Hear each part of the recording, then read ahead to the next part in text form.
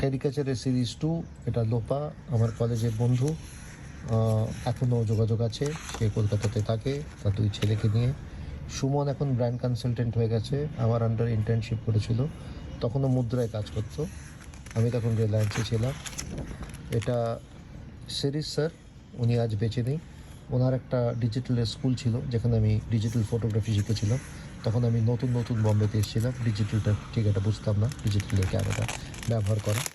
পার্থদা, এনার সাথে এখনও যোগাযোগ আছে। ইনিও বড় একটা কর্মসংস্থানের কনসালটেন্ট এবং বহু নামি দামি কোম্পানিতে কাজ করেছেন এবং অ্যাডভার্টাইজিং জগতে একজন বড় ধ্রুবতারা বললে চলে।